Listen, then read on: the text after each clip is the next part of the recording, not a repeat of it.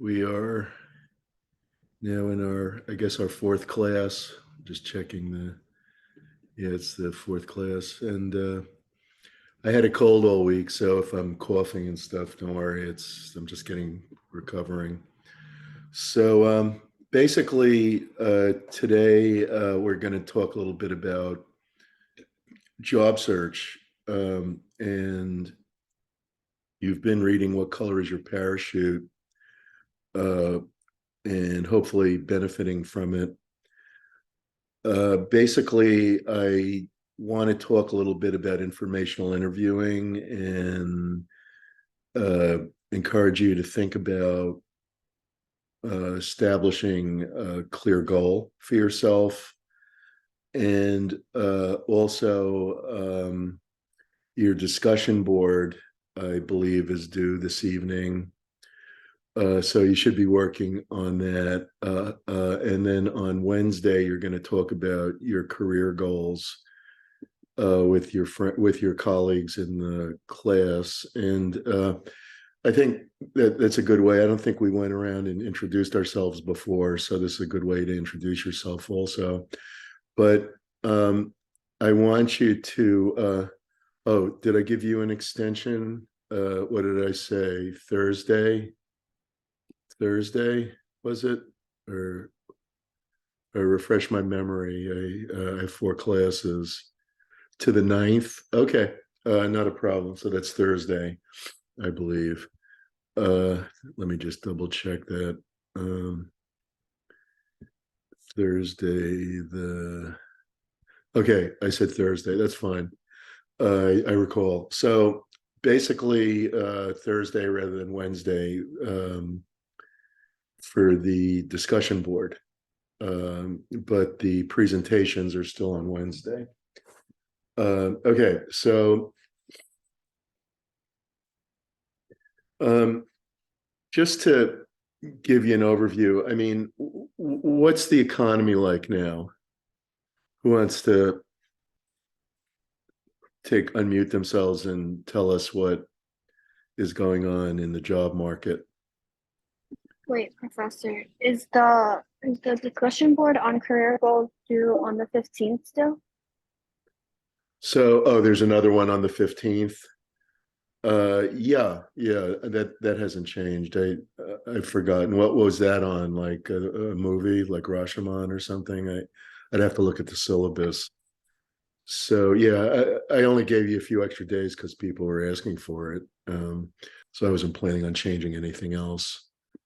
No, because it's also about career goals, I believe, when I checked in. Um, let me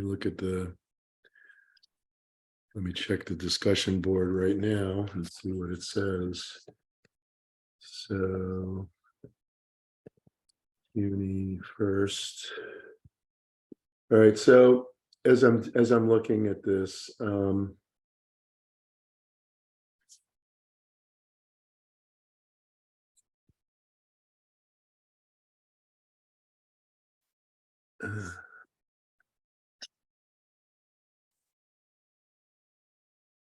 okay, so here, let me put it on screen share. We can all look at this discussion boards together.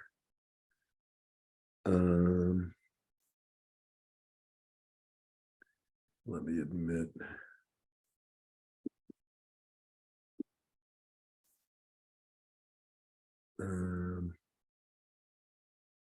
Okay, let's look at this is 30 to 10, 9 o'clock. And we're looking at the discussion boards. So we did the first one, January 30th. And the second one, I said February 6th, and now, so I'll change February 6th to February 9th. Okay, so we're updating that for sure. And let me admit all these people.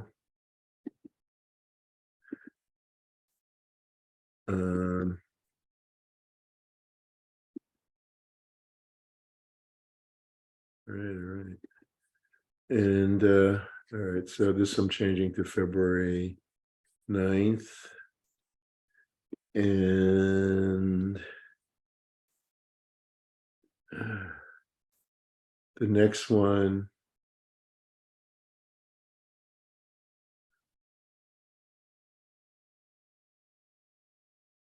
you can continue that. I forget.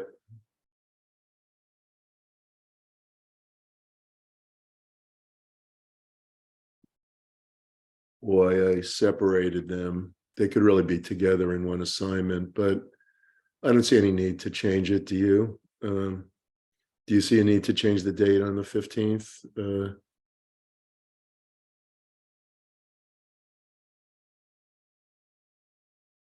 No, but is the discussion board technically due on the 15th or The number 3 is okay. okay.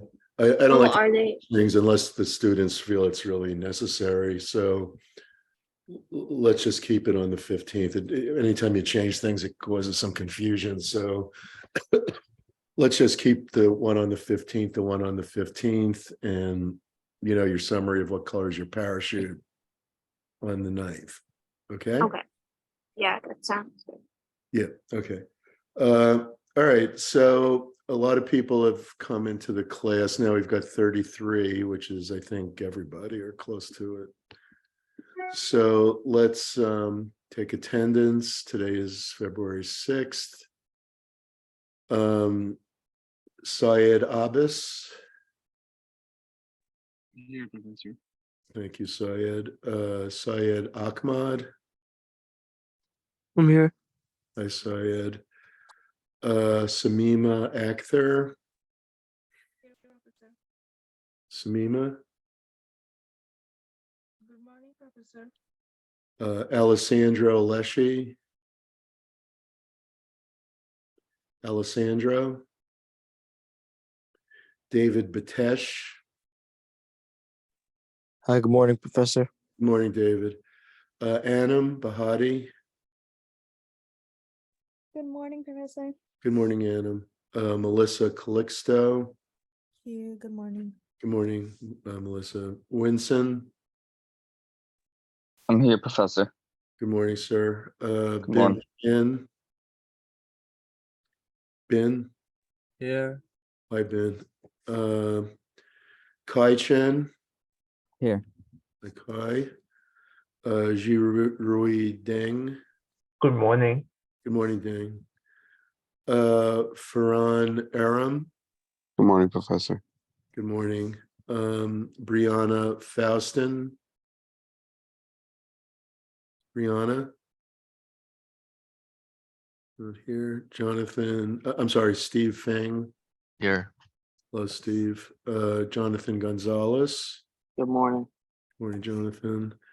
June Grant. Good morning. Good morning. Ming Hao Hu. Here. Good morning. Angelica.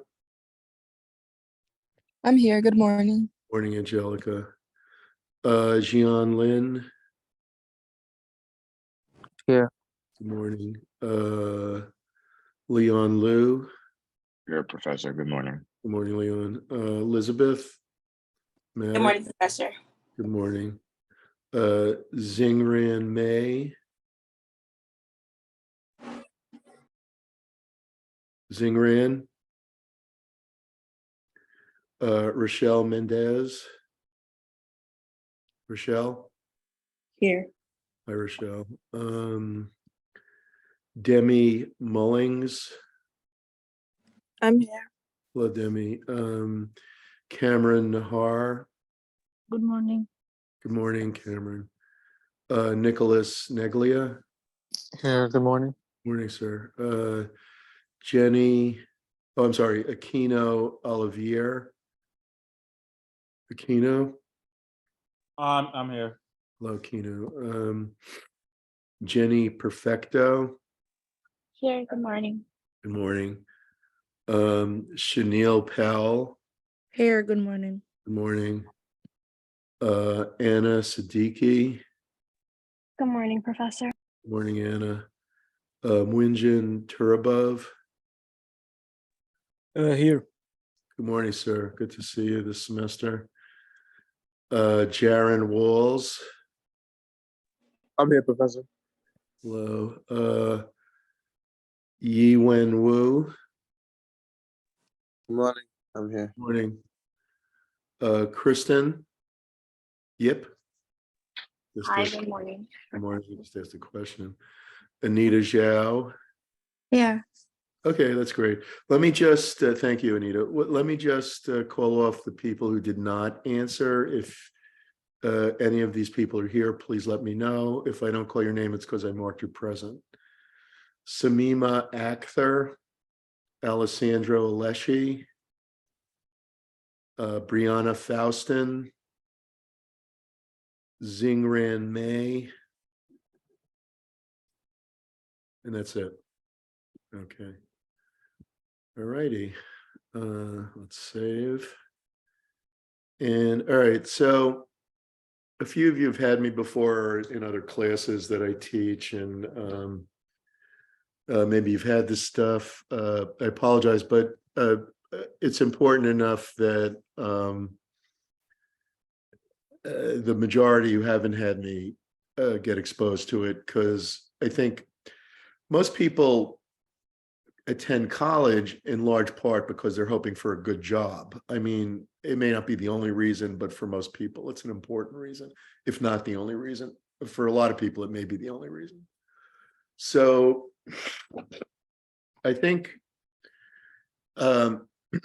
college is a necessary condition to get a job. That means if you get a good job in a good company, you attended college. But it's not the case that if you attend college, then you will necessarily get a good job in a good company. Okay, so it's a necessary but not a sufficient condition. And I think a lot of that in today's world is becoming that you follow Sam Ovins's advice in a certain way. And if you read, I sent that link around, some of you may have looked at it. What he says in his course is that you should focus on a niche, solve a problem in that niche, and then market the solution. Gain some experience coaching individual people in the field in the solution, and then frame a document that generalizes what you've been telling people, and then turn that into an online seminar. And that's how you make money, in that field. If you want to be a trainer or, someone who produces podcasts for training. The thing is, the thing that I want to emphasize there is focusing on a niche, that you need to focus on a niche and you need to be able to bring some useful skills to that niche. So the way you get into a good field is by understanding the field, understanding the problems in the field, coming up with some solutions, and then marketing yourself as a problem solver in that field. When I teach also a class 3200, in which I use a book that goes into management skills. And one of the skills that I've talked about for the last 25 years is problem solving.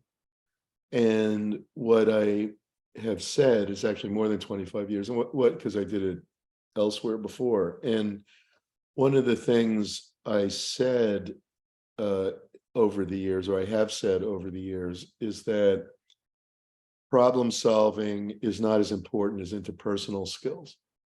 I think I'm going to revise that now. I think increasingly, and your book talks about the gig economy, which I think is becoming an increasing reality, that in order to function, interpersonal skills won't be enough, that you will need some good ability in coming up with creative solutions to problems that firms are confronting. And so I would say you need to think about how you're going to market yourself to firms using the solutions that you come up with concerning your niche, okay, whatever that is. And that's a lot to think about. It's a lot to try to address when you're still a student, but the ideas in What Color Is Your Parachute kind of anticipated this development. And the book has been around for decades. It started in the early 70s, so it's 50 years now, better than 50 years, I think. And what the solution that Bowles conceptualized in a small way is talk to people, not to get a job, but to learn about their field. All right. So the more people you talk to, the more information you get. You're not going to get this from me, and you're not going to get it from your other professors, even the ones who are currently working in the field you want to go into. And there may be a few like that. Sometimes we hire adjunct professors and they're actually working in the field, and they can give you some advice as to what to look for. And that's helpful, but that's not enough, because, they get bombarded with many dozens of students, and, it's useful to talk to them in a preliminary way, but it's unlikely that you're going to be the one out of 70 students who approach them that's going to be selected to work in their firm. Incidentally, that's what happened to Warren Buffett. The way he got his start, the Oracle of Omaha, was in New York. He was from Omaha, but he went to Columbia for his master's, and he met a guy named Benjamin Graham, who was an adjunct professor at Columbia, who ran an investment bank. And he really admired him, and Graham turned him down initially for a job, and I think he went to work elsewhere for a year or two, and then Graham relented and hired him. So Buffett got his start from his professor, and it can happen, but I'm saying it's unusual. It doesn't happen that often. So, and from Graham, I mean, Buffett, you probably know, or maybe you're not that familiar with Buffett, but he owns Geico. So every time you see a Geico ad, that's Warren Buffett's company. And when I say he, I mean his company, Berkshire Hathaway, in which he owns a large stake. And he got the idea to buy Geico from Graham. I mean, Graham was investing in Geico back in the 50s, and Buffett was introduced to Geico by Graham. And that's not all. I mean, that's one example. So basically, that kind of illustrates how these interpersonal relations not only lead to job opportunities, but lead to knowledge and familiarity with industries that are on a very simple and practical level that enable you to make good decisions within your field. So the idea is that you should be integrating yourself with the business community in New York and in Brooklyn. If your career goals take you to Brooklyn and you want to stay in Brooklyn, then look at Brooklyn. If not, let's say you want to work in the pharmaceutical industry. It turns out that a large section of the pharmaceutical industry is in the New York metropolitan area. Pfizer is in Manhattan, but a lot of it is in New Jersey. And so it's only a brief drive from your home to places like New Brunswick, or I forget where Merck is, but it's somewhere in Western New Jersey. It's like an hour drive or 45-minute drive. And so you can easily meet people in these firms. And that's what you do. So, if you're interested in pharmaceutical, it's not just Merck and J&J, there's also Hoffman LaRoche and Bristol Myers and a bunch of other ones. Stryker is in upstate New York. There's a whole bunch of pharmaceutical firms not too far from the city. If you want to work in a field like advertising, I had a gal in my class 2 semesters ago who told me that her daughter was really great at art, but didn't think it was practical. And so she wanted to major in STEM. I encourage you to major in STEM if it interests you, because STEM is a great avenue to getting good jobs. But this girl was more interested in art, and she didn't think she could ever get a job in art. And I said, "You're crazy. Didn't you ever see Mad Men? Commercial art is a very lucrative field, and you can make huge money in commercial art. But you have to get the skills, so you have to take a class in advertising, maybe not Brooklyn. I'm not sure what the art department here does in that area, but there's a school in Brooklyn called Pratt that has an advertising program that you could take some classes in, or even a degree. And that will give you an entree into the advertising field.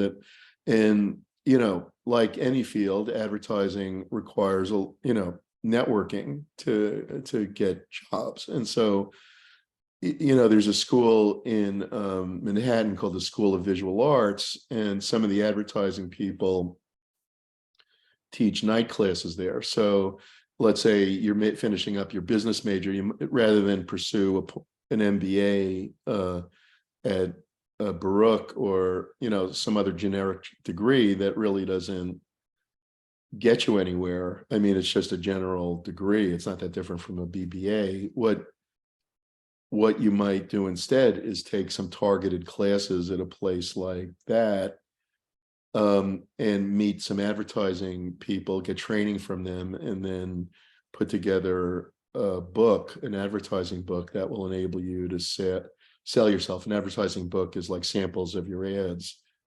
And I'm just throwing out a few examples, but with the exception of the professional fields like law and medicine, accounting to a lesser degree, all of the business fields require that in order to get into them, that you develop personal relationships with the business executives in that field. And so you want to start to think about doing that. Now, there are a number of ways to frame an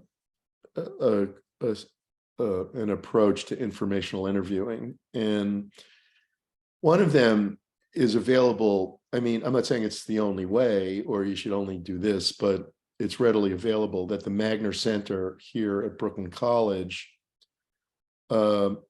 makes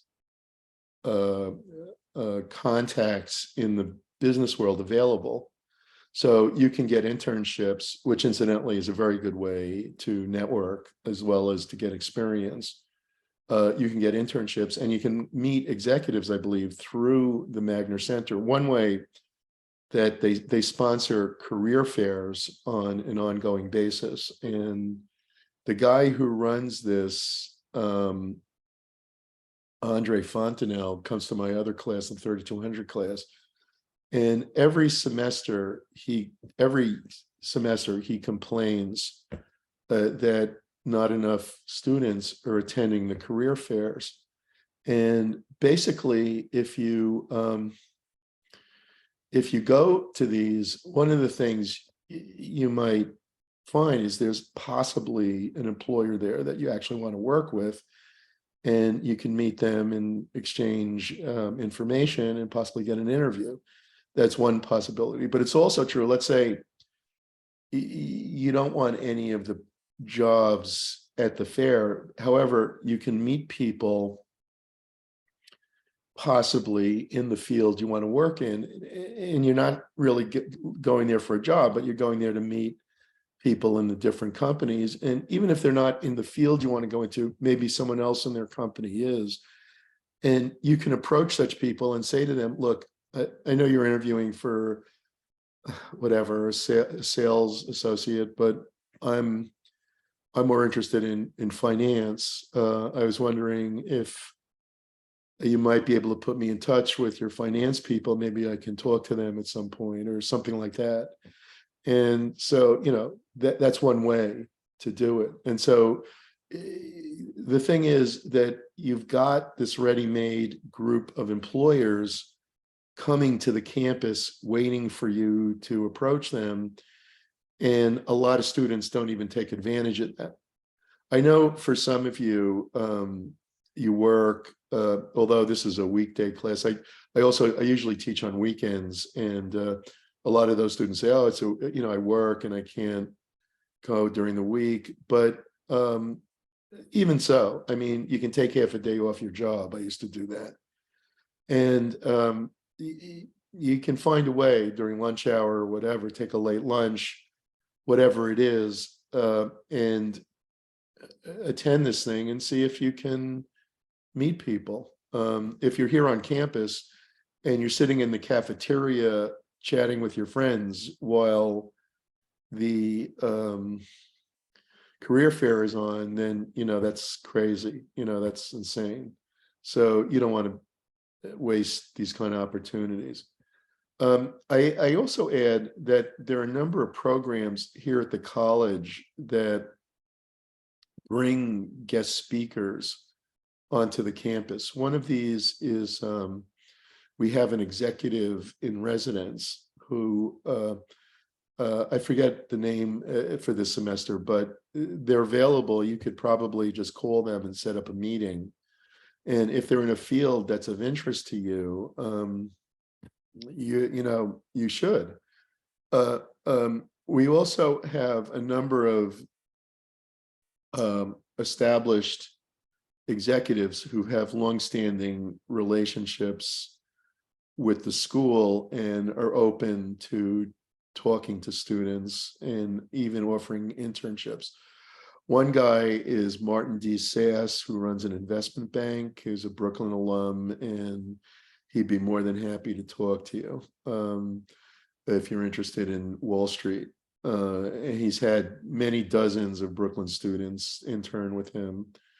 And there are lots of other folks who are brought into the Magner Center or who volunteer, and you can meet with them. And these are preliminary contacts. I believe you can also get a list of alumni. I know there's a list. I had a drink not this past Sunday, the week before, with a guy who does a lot of grant research for the college, and he knows like every single major alumnus, the ones who have a lot of money, and he's always contacting them. So I know that there's lists available, and I think they may make them available to students. So in most schools they do. At Brooklyn, for a while they didn't. You'd have to ask, but you should get in touch with alumni. They're a great source of internships, and basically the Magner Center can help you with that. So those are all good ways to start to meet people. It's also true.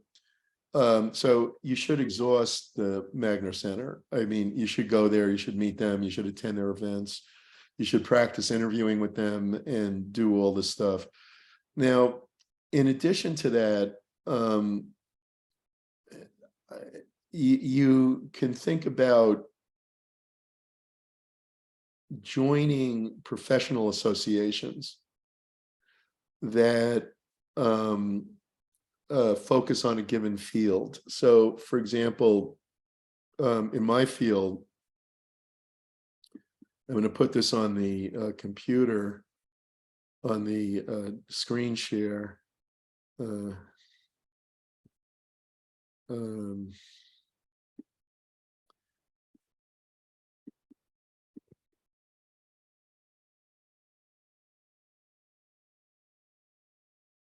The Society for Human Resource Management has hundreds of thousands of members. I don't know how many members, but huge number of members. And basically, if you join it, you'll be able to see what they're talking about. You'll get membership lists. You'll have access to membership lists so you can contact people in the field for informational interviewing. It's also true that there's a New York chapter, and if you look there, I've attended one of their meetings. It wasn't a good fit for me. I'm not really in the HR field anymore. They kept thinking I was trying to market my HR course to the executives. That was really the furthest thing from my mind. I didn't really care if those people took my HR class. It was the least thing I cared about. But I think a lot of people go to it because they're trying to market something, but there are also a lot of HR managers. So they meet, when I went, they met in the Grand Central Station area. I don't know where they are now, if it's the same or not. But if you join the national and the New York group, if you're interested in HR, I'm saying, and there's similar things for finance and marketing and so on, then you can attend the meetings and you get to meet a lot of managers. You don't want to tell them right off, oh, I'm looking for a job, but you tell them you're a student, you're exploring HR, you're interested in HR, you want to right here they say, ask us about New York City SHRM student memberships. So they're obviously more than willing to, work with you. And you can even start a group here. We used to talk about starting one, but the students never wanted to. But if you look at their events, they have all kinds of HR related stuff. And I'm picking on this because I know it, but there's similar stuff with marketing and finance and so on. So, on Wednesday, February 8th, they're having a discussion on 529 student savings plans, college savings plans. On February 16th, that's a board meeting. On February 17th, they have child care innovation strategies to support caregiving. On March 7th, they have DEI discussion, allyship, and what's next. The following March 15th, they have new member orientation, and so on. So these are ongoing. On the 17th of March, they discuss total rewards and an era of pay transparency. These are all very interesting topics if you're in HR. And so at the least you'll learn something. But I think a more important effect of that for you as an undergrad, besides learning stuff, not that that's not important, but is that you're going to be meeting professionals in the field, and you can get to know them, ask them questions, and take part in the events as their equal. You will then, when you get to the point where you're actually going on job interviews, you can then use those insights that you've garnered from attending these meetings and drop a few names and maybe even get called in for interviews by the people you meet. And this is the whole point of informational interviewing, that you will make those kind of contacts. So you can do this. There are plenty of these finance groups in the city. I've attended some meetings. It's not that I want to work in finance ever, but I have friends who give presentations there and stuff, and I've attended one or two. And it's the same idea, so you meet, I remember meeting like high-level executives of investment banks and stuff like that. And, that's the way that you get contacts. So basically, there are a lot of ways to skin the cat. Now, in the book, What Color is Your Parachute? my recollection is that Bowles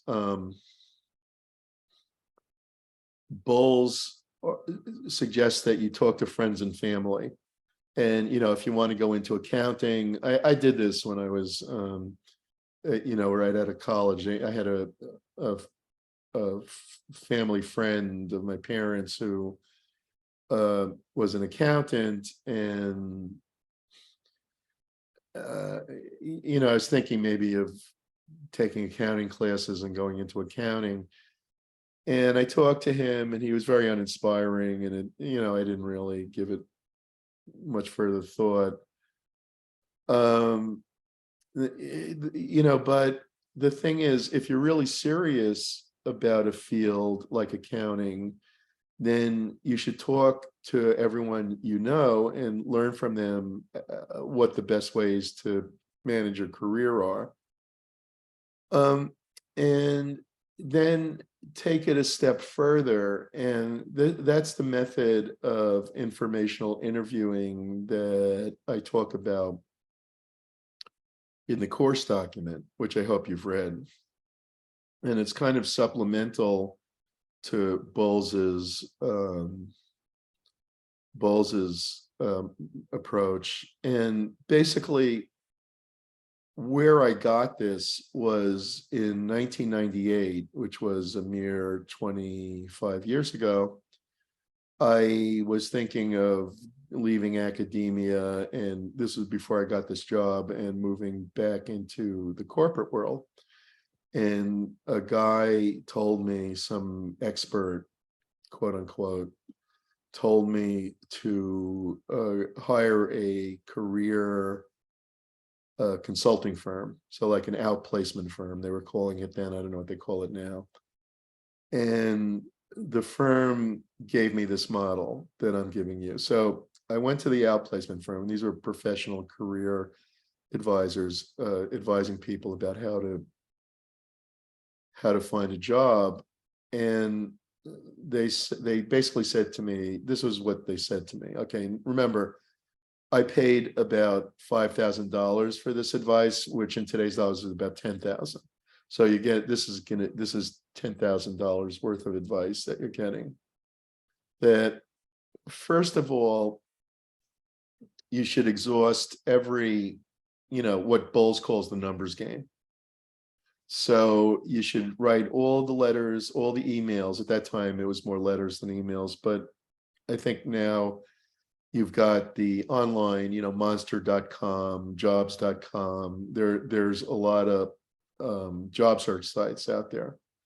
You should network on LinkedIn also in the field that you want to go into. I should have mentioned that sooner, and I'm sure Bowles talks about that. And basically, you need to use LinkedIn nowadays to develop a contact base. I'm on LinkedIn, but I haven't looked for a job in quite a while. I'm closer to looking for a retirement home than looking for a job. So basically, that's not my concern, but it is your concern. So you should be on LinkedIn and be contacting people in your field. I mean, have you done that already? You should be pestering people, and politely, of course, about, can you tell me a little bit about your field? How do I get into it? You can ask them the same kind of questions I talk about in the course document, but do it on LinkedIn rather than less not on social media kind of approach. So I think LinkedIn is an incredibly important tool, and you of course need to use it along with the other methods I'm talking about. But the point is that you should be meeting people and networking and asking questions, not to find a job. The point of informational interviewing is that you shouldn't rush the job search part. That, in other words, you need to know your goal. You need to familiarize yourself with an industry. You should take some courses in it. You should build your knowledge in it. And then you start asking people questions, and it's not that you're looking for a job, it's that you're trying to get information and maybe let them know you're out there.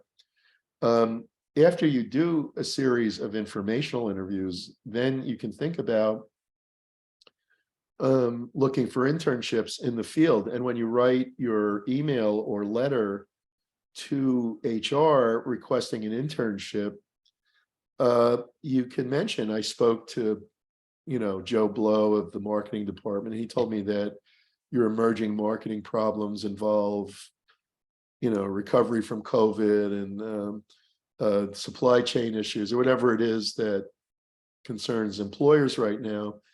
And you think you can tackle these problems because you've been doing research on them, and you are eager to apply your insights to the problems that Joe Blow outlined. And you can mention some of the problems.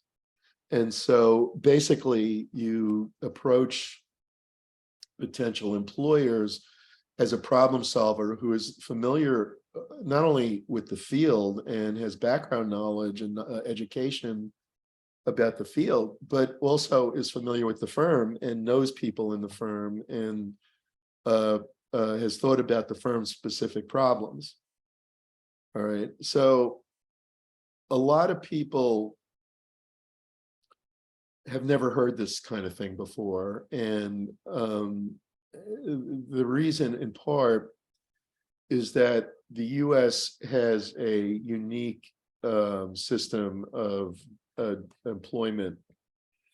In a lot of countries, there's a much more structured labor market, and the firms, like in Japan, the firms recruit directly from the colleges. The top firms recruit directly from the colleges and don't hire otherwise. And so it's a very direct path. But here in the US, the labor market is much more flexible, and you can get an in any company.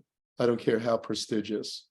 If you go, work in some low-level thing, like you're in the mailroom, a secretary or whatever, in a company, you can meet people that way, and you can network that way. If you do an internship, you can meet people that way and network that way. So all of these things are useful.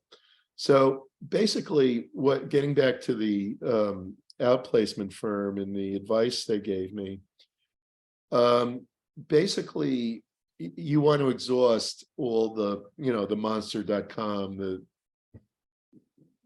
all the websites that are available, and you want to send job letters, and you want to write directly to executives, and you want to help them. You want to find how to help them, and basically on top of that, then after you've done all that stuff, and you've networked, and you've done the LinkedIn, and you've done the career fairs, and you've met alumni, and you have, sometimes students say to me, well, what about search firms, executive search firms? And I once taught a class like this. I forget which class it was. It was a long time ago, maybe 15, 20 years ago. And a kid in the class said to me, well, his mother had gotten a job from an executive search firm, so he doesn't see why all the stuff I'm saying is superfluous. All he has to do is, when he graduates, give his resume to an executive search firm, and they'll get him a job. And this is the kind of delusion that a lot of people have before they're exposed to the white collar job market. An executive search firm costs employers considerable amount of money. When I was in industry, they used to say it was $1,000 fee for every $1,000 that the employee earned. I don't think that's true anymore, but I'm just looking up fees paid to executive search firms. The cost of using an agency in 2023. So typically a percentage of the first year's salary, and the number can range to 15 to 25%. In those days, people were making 25,000 often. So, you know, it was also 15 to 25%. So basically, you know, if they hire someone making 50,000, that means that they have to pay a fee to the search firm of maybe 10,000. And they also have to spend a lot of time sifting through the candidates and so on. So you're not going to get a job that way. They don't want to pay the fee. Why should they pay a fee for a recent grad when they get letters and emails from recent grads every day in the hundreds? So they're not going to hire an executive search firm to get a recent grad. I did get jobs through executive search firms, okay, but that was after I had 4 years of experience. So once you have 4 or 5 years of experience, you start to get, when I say executive search firms, it's also important to realize that there are 2 kinds of executive search firms. The kind I got jobs from might be called personnel agencies. They would collect a fee when they placed the candidate. And I got my job at Johnson & Johnson that way. And the reason they used a search firm was that I had unique job knowledge. And they will use executive search firms when they're looking for somebody who has a unique set of skills. But if you're a recent grad, you don't have that. So they're not going to use it. The other kind of executive search firm, I did not ever get a call from until I was ready to leave industry. So I was like 32. So I'd been working in HR for over 9 years, and I had an MBA, and I got a call from a firm that specializes in hiring people who are department heads or higher. And so they hire vice presidents, CEOs, and department heads. And what this lady said to me was that she said, "You've got 9 years of experience," which for us is like light. It's a half of what we normally won't talk to people with fewer than 25 years of service to corporate America. So in other words, that's where you would get this kind of executive search firm where they're paid by the hour and they're consultants to the boards of directors. However, she said, because you have this MBA, you've got some prestigious experience, we will talk to you. And they called me out of the blue. All right. So basically, that type of search firm, you can send them your resume, but the likelihood of their talking to you at this stage of your career is virtually nil. So, you know, it's not a reflection of you. It's just they don't do it. There's too many more qualified people out there. All right. So once you've done all the things you need to do to find a job, you've played the numbers game. The next thing you need to think about is relying on your informational interviewing. All right, now it's better to do the informational interviewing before you graduate, but a lot of people won't. So a lot of you are saying, "Oh, I don't really believe this guy. I'll wait until I graduate. I'm planning to look." Sometimes I get students who say, "I'm planning to do internships after I graduate," and you can't do that. No can do. You have to do your internships while you're in school. So they won't give you internships after. When I was at Columbia, I was finishing my PhD, and I was thinking, oh, maybe I'll stay in industry. So I called an HR consultant, and I said, look, I've got 10 years experience in corporate benefits, and I'm finishing my PhD in HR, but I'm thinking maybe I'll stay in industry rather than go into academia. Can I do an internship with you and maybe work my way into a consulting? And she said to me, no, you're too established. So basically, once you get out of school, their willingness to play games has a very short shelf life. Once you get some experience, you stop being categorized as a new entrant. And so if you want to change from let's say from HR to marketing, the first thing they're going to say is, what's wrong with HR? To them, HR is the same. It's better. They say the HR people have all the power. Why do you want to change to marketing? They think you're crazy. So if you don't like HR, you're stuck. There's little you can do. So you want to, I think I said already that you want to know what plane you're getting on. You want the ticket to the right plane, so you should know that in advance. So basically, what you should start doing now, and I don't think for a minute that everyone in the class is going to do it, or even maybe even anybody, but what you should be doing is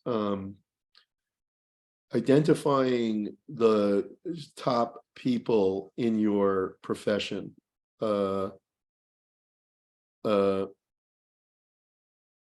Okay, I have to adjust the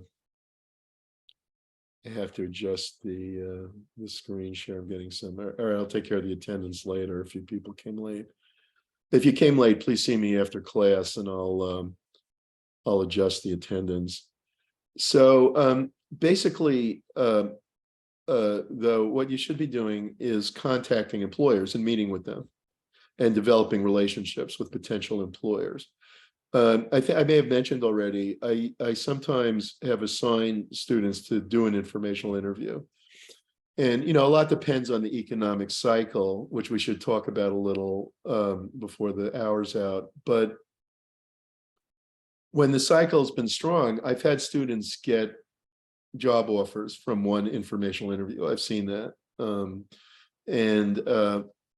Basically, though, it's unlikely, but it could happen. So, but the more you do, the more you're going to expose yourself to getting an offer. So the idea of informational interviewing is that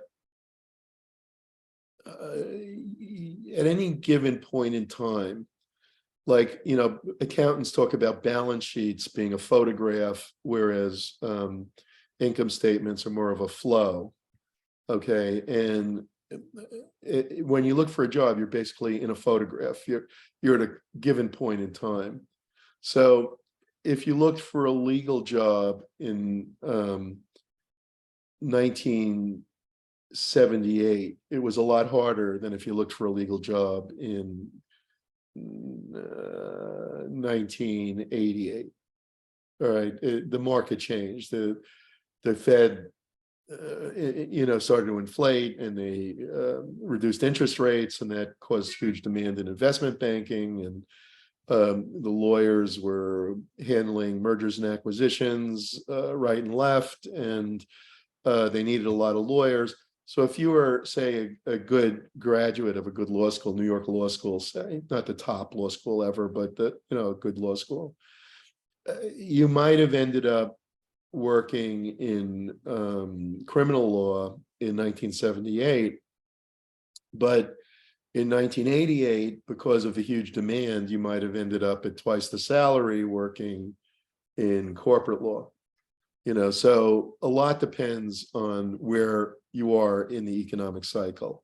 So a job search is like a photograph, and when you approach an employer, it's like, do you have a job? And the employer has a binary answer, yes or no. if there's no job at that moment, they're going to say no. And so you move on. Oh, well, I failed. I called Lazard Frere and they didn't have a job, so I'm never going to work there. Goodbye. Right. But that's not really what the reality is. Right. The reality is they just didn't have a job at that point. You asked and they answered. Does that mean you can never get a job at Lazard Frere? Of course not. It could be you have the right skills for a job there, but there just didn't happen to be an opening. All right. So these things are not written in stone, but what you have to do is make yourself available so that when the flow goes your way, your name is in the mix.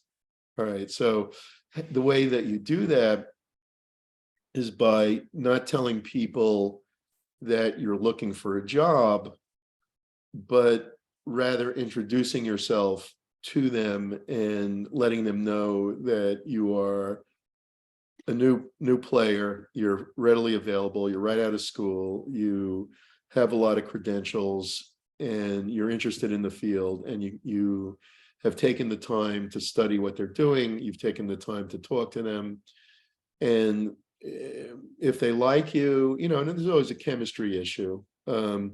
Some people are, more susceptible to being liked by employers than others. And part of that's personality. And we talked about some of the personality traits. I think there's also a huge factor of salesmanship and subconscious signaling, neurolinguistic programming, and the verbal cues that people give. And we'll talk more about that. There was a writer, Irving Guffman, who wrote The Presentation of Self in Everyday Life. And we're soon going to be talking about emotional labor and how people surface act and present themselves to others. And some people are better at that than others. And you can learn. You can learn how to improve. These are skills that you can learn. So in other words, at one point in my career, I was thinking of maybe taking an acting class to help with my teaching. I'm a pretty good presenter as it is. I learned that early in life from my father, actually encouraged me to do some public speaking. But you can always improve. And taking an acting class can help you with a lot of different interpersonal issues. Beyond that, I would say that it's fairly easy to learn through mimicking others how to present yourself. And one of the great examples of that I like to use is Cary Grant, who you guys probably never heard of, but I'll send a video around about him. He was a famous actor who lived in the from the 1930s until the 1960s. And he's remembered as one of the great figures in Hollywood of all time. He was known for playing roles of sort of an upper class. He was very, very good looking, which was why he got the roles he got. But he was able to present himself as a sort of aristocratic. He had an accent that was in between English and American. He was English, he was British himself, but he was from a lower class British background. And in Britain, your speech pattern is indicative of your social position. This was the story in My Fair Lady and George Bernard Shaw's play Pygmalion, that speech is important to social identification. There it is here too, which is part of why I tell you to improve your writing, but it's even more so in Britain. And when he came to the US, he he had suffered a deprived childhood and was orphaned at the age of 10 and joined a traveling minstrel show, taught himself acting, and then came to the US. And when he was here, he met and married an heiress of great renown. She was the daughter of two, her name was Barbara Hutton and Barbara Woolworth Hutton. And there were two major firms, neither of which exists today, that she was the heiress of, namely F.W. Woolworth, which was a big discount store back then, and E.F. Hutton, the brokerage firm. And in those days, the social classes were more segregated than they are today. And the speech patterns in America were somewhat different in the social classes. Today, it's much less so. And he mimicked them. He spent 3 years married to her, and he mimicked everything they did, and he developed this accent. And the accent then brought him into these roles that made him one of the major actors of all time.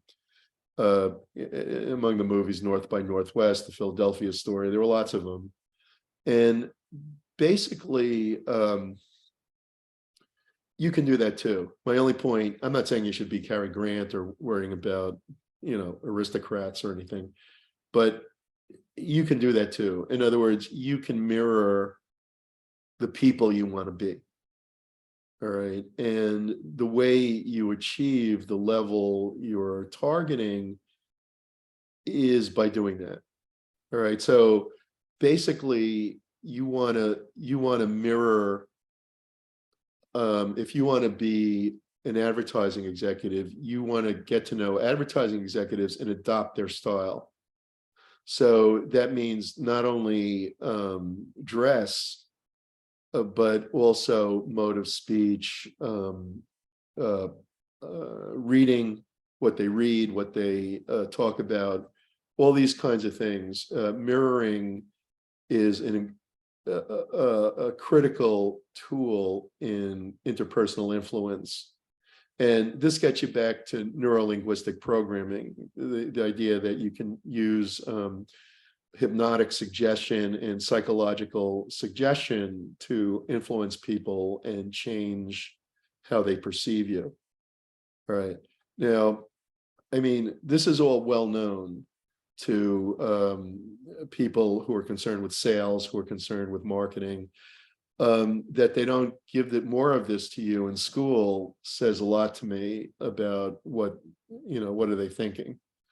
But basically, you can work on this and develop it. And I'll send you a little video. It's actually a video not by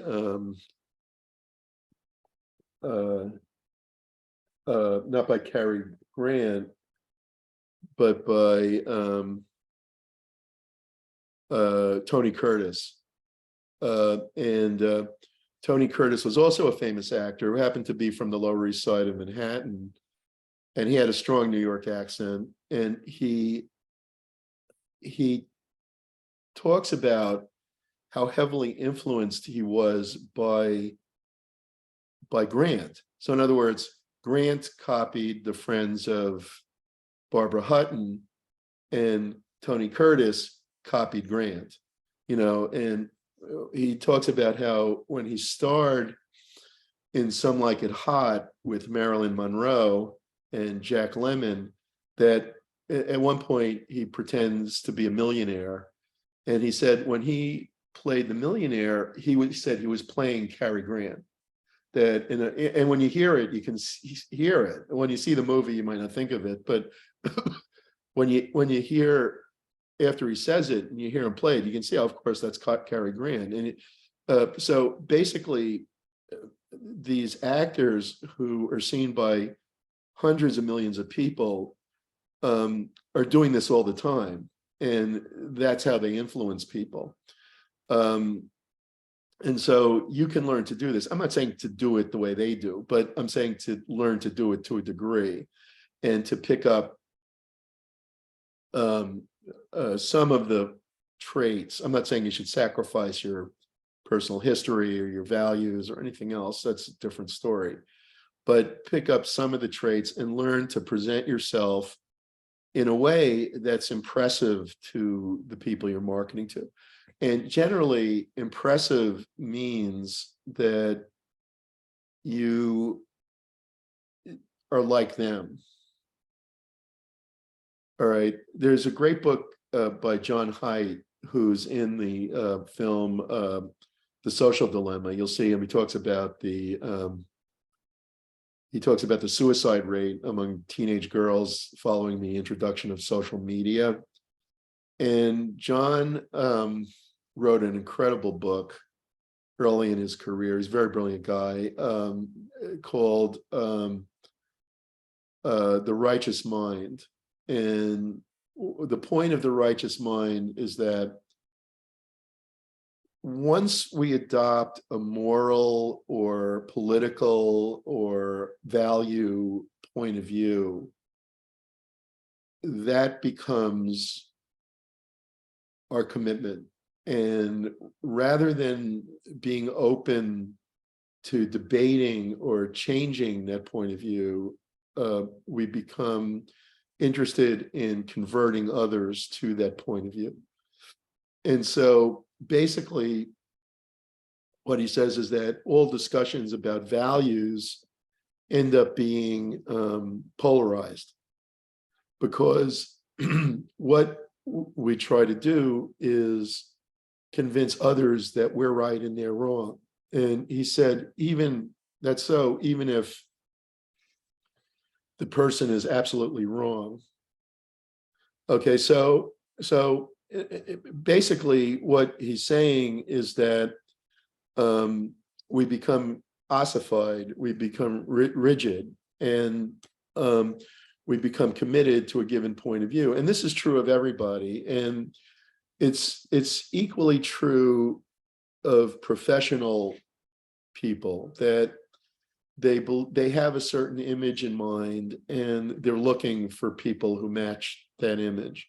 So you want to match that image. You want to find a way to match that image. And the more you can match that image and their expectations, the more likely you are to win them over. And this is fundamental to winning office politics. And the 1990s, a guy named Andrew Dubrin wrote a book, Winning Office Politics, a guide for the 90s. I don't think he's ever revised it, but it doesn't change. There's nothing going to change about it. And basically, what he points out in there is that if you want to win people over, you need to mirror, you need to be like them. And the more you're like them, so if you're marketing services to Microsoft, and you see everyone in Microsoft looks like Bill Gates, then you should look like Bill Gates too, or do in some way, not all of us can look like Bill Gates for a variety of reasons, but in some way acknowledge that you like Bill Gates, in your appearance. And so basically, and this is true across the board. So basically, people like people who are like them. And that's where you get into discriminatory problems. That's where you get into diversity issues because of these prejudices. But it's not just true in the simple sense that it's usually used, that people are trying to, just hire, categories like themselves, gender, race, religion, etc. But that they like people, I think, and today it's probably more important, that people who are like them in their point of view, that you've adopted the point of view that, so if you want to get a job in a tobacco company, you've got to have a different point of view than if you want to get a job in a hospital. And so you present that point of view, and that's far more important than your competence level. All right, so basically, the idea of informational interviewing, you want to present yourself to others, and you want to start to learn how to do that. So you learn by doing. So you get to know people, you get to see what people in these firms look like, you get to see how they dress, you get to see what their attitudes are. and then you gradually absorb what they think and believe. And so I'm not saying you should necessarily believe what they believe, but you should act as though you believe what they believe. And this is how you succeed in the business world. All right, so basically the mechanical process of informational interviewing is in the handout. And those of you who had me before know this already, because I do this in all my classes almost. A little less in HR, but even in HR now I do it. First of all, you need to identify who the main actors in the field that you want to go into are.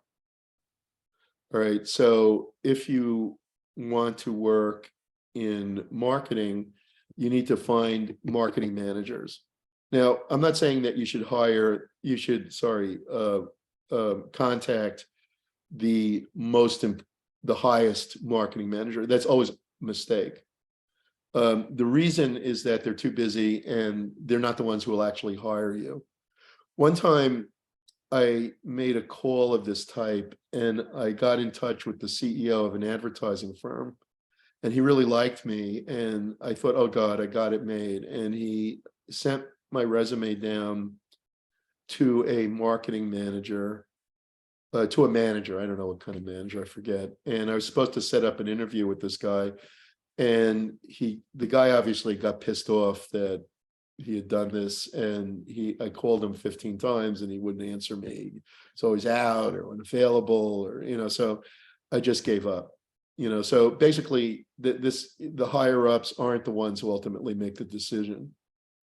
So basically you want to talk to the managers, not the CEOs, the people who actually do the hiring. And so basically you're going to contact, you want to identify who they are. I would say you can send them an email. I'm not sure now what's better at this point because people are so far away from paper at this point, but the truth is they get thousands of emails. I mean, I go through my emails, I look at the headlines and I delete anything that's not from someone I can identify, I delete. And I think that may happen if you just send an email. So maybe send both an email and a paper letter and refer to the, if you send an email and paper letter, refer in both to each other so that they don't think you're crazy. And say in the thing that you're doing a research project for school, or you're researching jobs while you're still in school and you're not really looking for a job yet, and you were interested in interviewing them about whatever field it is, in order to find out, it could be things like you should say in the letter what the emerging trends in the field are. How did COVID affect the field? How are supply chain issues affecting the field? What are the labor problems currently in the field? Whatever it is that you think is relevant. How do you get into the field? Just maybe 3 or 4 points. And one big thing should be how someone like you can get into this field. I would think that's probably foremost on your mind. And so you say you'd like to interview them about these questions, and you'll call them on a given date and time to follow up. So you then call, and it's very likely they won't be there. Maybe you'll get a secretary, maybe you'll get an answering machine, whatever it is. And just let them know that you called, and try twice more. If they don't answer, they're probably not interested, and you can just move on. Sometimes you can get an assistant or a secretary. And at times when I've done this, I had people say, oh yeah, Mr. Smith got your letter and he's interested in talking to you, so we'll set up a meeting. That does happen. It could also be okay, I'll let him know or whatever, but you try a few times. And so what I'm talking about is basically selling. So what I'm saying is that you should function as a professional salesperson would. And so you basically, you're selling nothing other than your request for advice. You don't say you're looking for a job. You don't say you want a job. You just say you're looking for advice. Some of them will get back to you. A lot of people are sympathetic to students. They were in the same position once. They're eager to talk to you. So you're in the city, huge advantage. So you can go down and meet with them. You do that 100 times, you'll probably get at least 10 interviews, maybe more. You know, there are people who could get 30. I was never that good at stuff like that, but a lot of people are better than me. So basically, I was able to get 5 or 10 pretty quickly. The first one, when I did this, the first one I called hung up on me, and he screamed at me and hung up on me, and I called the coach that I was working with that I paid all this money for, and this is where it became useful. You know, he said, look, you're going to get rejection. And that's absolutely true. And I think that's part of why so few people use this method of job search, is that they fear rejection. We all do. I mean, I'm not saying I don't. We all fear rejection. When I submit an academic paper to a journal and I get rejected, it's very painful. When it gets accepted, I feel good. Of course, we all feel this way. So, you know, I once did this with a guy. Are we past the limit? Oh, we're past the what time does this class end? Oh, 10:45. I'm sorry. All right, I thought we were going to 11:15. I got mixed up. I apologize. So basically, I overtalked. I was going to talk about some other things. We can get to them next time. So anyway, have a nice day. And if you need to talk to me, I'll be around for a few minutes. Next time I won't. I got mixed up. I thought we were going to 11:15. So have a good day, and I'll finish this up next time. There's not a lot more to talk about, but next time you're going to talk about your own your own career goals. So we'll get started with that. Okay, take care.